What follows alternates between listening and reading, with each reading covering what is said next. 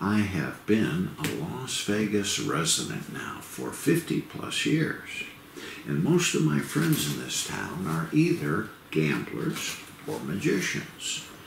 Anyway, the other day I was having lunch with one of my gambling buddies, and we got into a rather silly but heated argument like who could do the best moves. Could a magician palm a card better than a gambler? Or could a gambler do a better bottom deal than a magician? And all of a sudden, a $100 bill flew out on that table, and the gambler issued me a challenge. He said, "Al, I can catch every move that you do at the gaming table because my eyes cannot be visually fooled." Well, I accepted his challenge, and here's what went on that afternoon. He chose the game, the conditions, the number of players that were in our card tournament. Now, he had 4 players in the game. That means 4 hands of poker, and the poker game he chose to play was called 4-card guts. So everybody gets 4 cards in each hand, so we're going to need a total of 16 cards in all. He had me deal 12 cards from this red deck. So there's 3, another 3 make 9, and another 3 make 12. So I've got a dozen red-backed cards on the table, and then the remaining cards are going to be dealt from this blue deck.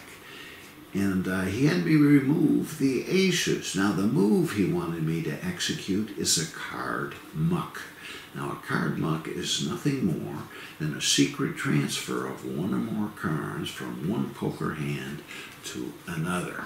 So I'm going to demonstrate that move with these 4 cards: our club, our heart, our diamond, and our spade. 4 and 12 make 16.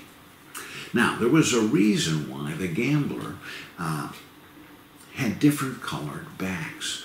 That way he could keep track of the aces regardless if these aces were face down or they were face up. But before I deal out these 16 cards, I would like you to double check. Make sure that I do not have any extra aces in the top dozen. So there's 3, another 3 is 6, there's 9, and right there is 12. No extra aces in that group. The only aces I have are these 4 guys right here. And my guys are all wearing this blue suit right here. So I don't want you to take your eye off of these cards. I'm going to deal myself the ace of spades, and our other 3 aces go out to our other 3 players. And then we're going to add exactly 3 cards on each one of these aces. But let's get a little more distance between each of the aces. So we're going to add several cards underneath our first ace, and then this is going to repeat. We're going to add exactly 3 cards to ace number 2, and then over here on our third ace right here, we're going to add several cards, and then our last group go right there underneath my ace of spades. You can see them right there.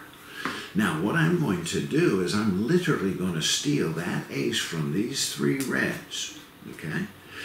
Sneak it into this hand right over there. Then I'm going to steal all 2 of those, both of them, right there. Get them to be in this hand right here. Then I'll have 3 aces over here. I'll steal all 3, place them right over here in that 4th hand. But you're going to have a slight chance to catch me because these cards really do have different colored backs. So I don't want you to take your eye off of that first ace. You can see him there. I mean, he's right there on the bottom of the packet. And yet just a snap of the fingers, I mean, that card is gone. I mean, check these out. It's just 4 cards. None of them is a red-backed or blue-backed ace. Gone. The reason it's gone is because I snuck him right there. All right, so right now, I happen to have 2 and 2. You're going to watch those 2 blue-backed aces. Just a snap of the fingers, and I have none. I mean, check these 4 cards out. That's not an ace. That's not an ace. That's not an ace. And that's not an ace. That's just 1, 2, 3, 4 cards. Reason it's gone is because over here, not 1, not 2, but I actually now have 3. 3 of these blue-backed aces, 1 lone red-backed card. I'm going to do this move so slow this time that a freshly painted wall could dry before I'm done. You just can't go any slower than that. And those aces, all 3 of them, are gone. I mean, count these cards. That's 1.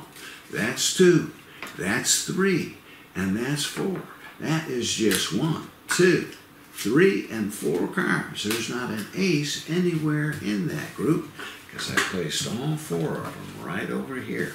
My spade, my club, my diamond, and my heart. Now that gambler looked at me, handed me that $100 bill, said, Al, I didn't see a thing. You win this bet. Hey, if you like the effect, give it a thumbs up. Now I'm going to start posting to my website, see the link below. And if you just click on the videos, I'm going to have a new performance only of the tricks and the moves in all in. So eventually, a year and a half from now, we'll have pretty much everything up and running on the website.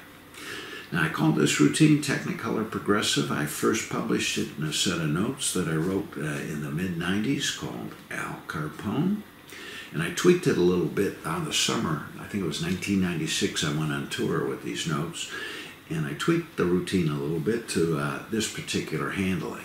And it isn't all in, and you pretty much can do it with 2 borrowed shuffle decks, but you need a little tiny setup. But if you do this trick first, it's called the Hotel Mystery. Click on that link right there. It really sets you up so you're ready to go right into this routine. So if you love ungimmicked, pure sleight of hand, card magic, please click on subscribe right over there. My name's Allan Ackerman, and I hope to catch you the next time.